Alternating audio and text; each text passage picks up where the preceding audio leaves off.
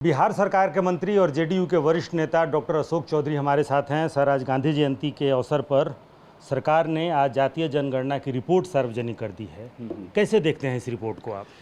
ये लंबे समय से जो लोग समानता की बात करते रहे हैं, जिसकी जितनी आबादी उसकी उतनी हिस्सेदारी, आप देखते होंगे बहुत से पॉलिटिकल प्रोग्रामों में, चाहे बहुत से मजमों में इस तरह का बात जहाँ तहाँ उठते रहा है, बोलते रहे हैं लोग, नारा स्लोगन। हम लोग भी बचपन से इसको सुनते आए हैं।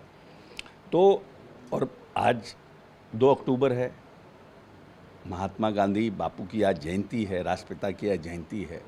और राष्ट्रपिता ने हमेशा से समानता की बात की है कि सबको बराबर इक्वल प्लेटफॉर्म मिलना चाहिए आगे बढ़ने के लिए, और ये नहीं कि किसी जाति धर्म के नाम पर किसी को ये हमारा संविधान भी कहता है। बाबा साहब भीमराव अंबेडकर ने भी यही लिखा है, जो संविधान का मूल, जो संविधान का जो स्वरूप है, उसमें इन सब बातों की चर्चा है। और हमारे नेता नीतीश कुमार जी जब 2007 में यहाँ पर 2005 में जब मुख्यमंत्री बने, तो सबसे पहले 2007 में उन्होंने अति पिछड़ों का आरक्षण की व्यवस्था की।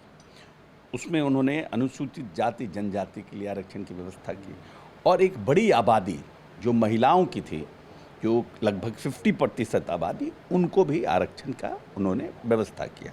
और उसमें भी उन्होंने आरक्षण में भी अति पिछड़ों की महिला के लिए, दलित महिला के लिए आरक्षण की व्यवस्था की, so that the equal representation of ladies from all section should be represented by a women in the third tier of panchayati राज।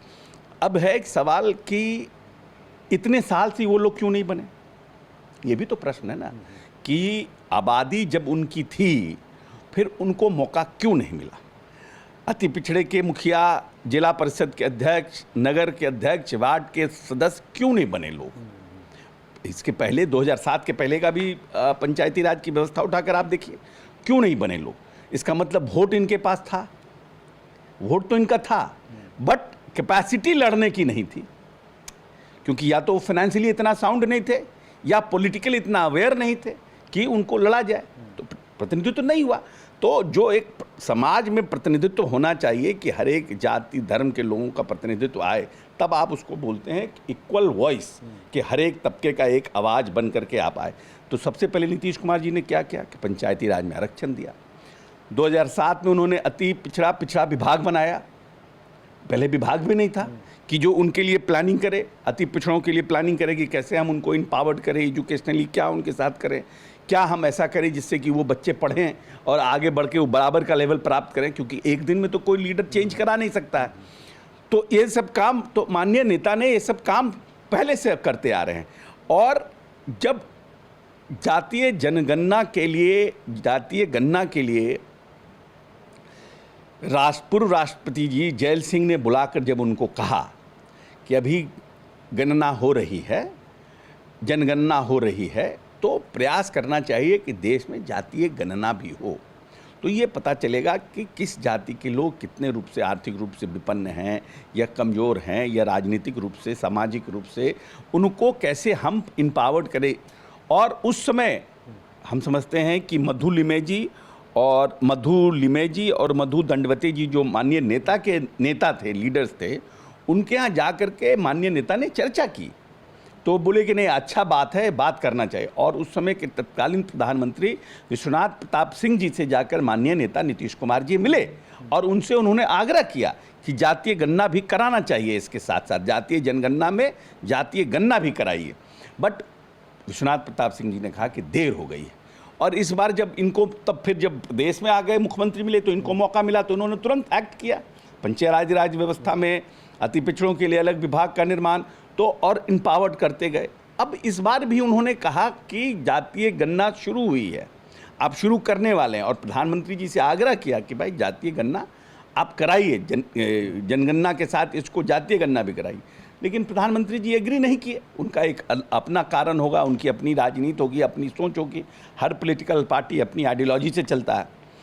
तो नेता ने आकर के यहाँ पॉलिटिकल पार्टियों की बैठक की, और उसके बाद ये निर्णय किया कि राज्य अपने कोष से जातीय गणना कराएगा, और प्रदेश में जातीय गणना हुई।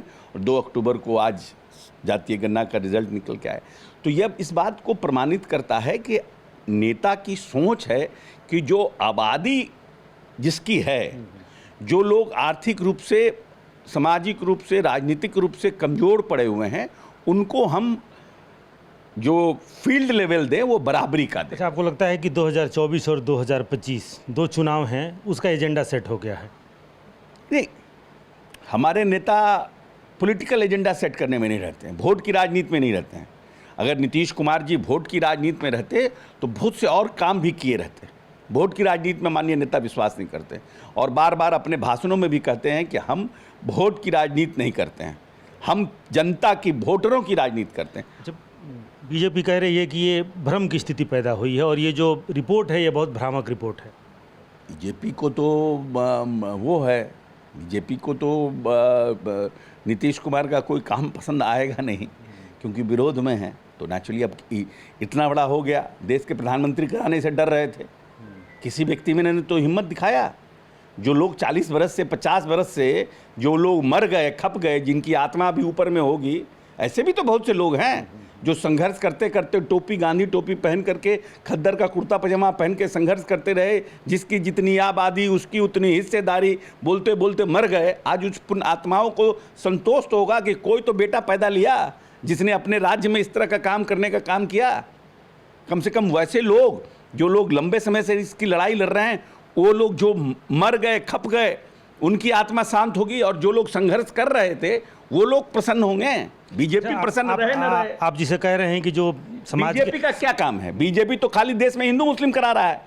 बीजेपी क्या करा रहा है? लव जिहाद, हिंदू मुस्लिम, उसको पीटा, उसको पकड़ा, गाय पकड़ लो, भैंस पकड़ लो, यही कर रहा है। और क्या कर रहा है? राम मंदिर बना दो, कृष्ण मंदिर बना दो, फलना बना दो। लेकिन कैसे ये जो आम जनता इम्पावर्ड हो, ये जो बड़ी आबादी जो है अति पिछड़ों की, दलितों की, इसको हम कैसे इम्पावर्ड करें? बीजेपी, ये जो हिंदू मुस्लिम आप कह रहे हैं, तो आपको लगता है कि बीजेपी के उस एजेंडे, हिंदू मुस्लिम के एजेंडे का ये काट है बिहार में, जाति जाति जाति? नहीं,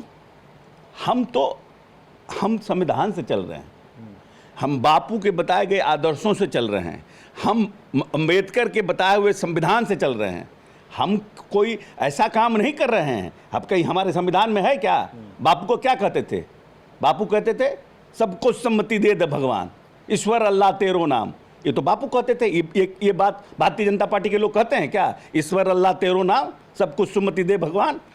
आपको अब लगता है कि ये जातीय गणना कराने से, जिसे आप समाज के अंतिम पैदान पर बैठा हुआ व्यक्ति जिसे आप अभी कह रहे हैं, उसकी सारी समस्याओं का समाधान हो जाएगा? नहीं, देखिए, एटलीस्ट हम माननीय नेता ने उस तरफ अपनी गाड़ी घुमाई तो सही। अब ये इसका अंजाम क्या होगा नहीं जानते, गाड़ी ही नहीं घूम रही थी, अब तो गाड़ी उस और कदम बढ़ी। अच्छा, आपके नेता नीतीश कुमार जी बार बार ये कहते रहे कि ये आर्थिक सर्वेक्षण है, ये सिर्फ जातीय जनगणना नहीं है, ये आर्थिक सर्वेक्षण है। उसमें किसके घर में कंप्यूटर है, किसके घर में गाड़ी है, कृषि योग्य भूमि, रहने योग्य भूमि। लेकिन आज जो रिपोर्ट आई है उसमें सिर्फ 214 तरह की जातियों की संख्या बढ़ी है, घटी है, कितनी है, प्रतिशत में कितनी है, सिर्फ उसका जिक्र है। आर्थिक सर्वेक्षण या फिर शैक्षणिक सर्वेक्षण, ऐसी कोई बात नहीं है। नहीं, अभी तो भाई everything will be done by phase ना। आप एक्सपेक्टेशन करते हैं कि इतना बड़ा होलिस्टिक काम, हर एक गांव में, हर एक घर से लोग के होलिस्टिक काम लेकर, इंफॉर्मेशन लेकर के देना, और उसके बाद आपको पंचायत तक का रिपोर्ट मिलेगा। डोंट वरी, पंचायत में कौन कितने घर हैं और कितना लोग है, कितना पढ़ा है, कितना मैट्रिक है, कितना मैट्रिक फेल है, कितना, सब डिटेल मिलेगा। बट उसके लिए इंतजार तो करिए। लेकिन आगे राजनीतिक पार्टियां इसका राजनीतिक इस्तेमाल, जैसे MOI समीकरण 32%, EBC 36%, तो इसको लेकर के एक रणनीति बनेगी। कौन? आप देखिए, ऐसा है, महात्मा गांधी ने जब छुआछूत के खिलाफ आवाज़ बुलंद किया होगा, तो जो छुआछूत मानते थे जो लोग भी, वो तो महात्मा गांधी का विरोध किए होंगे समाज में, किए होंगे कि नहीं किए होंगे? जब क्या नाम है, सती प्रथा का विरोध किए, तो ईश्वरचंद विद्यासागर, जब सती प्रथा का विरोध हुआ तो उनका विरोध हुआ था कि नहीं? उनका धोती तक खोल दिया गया था।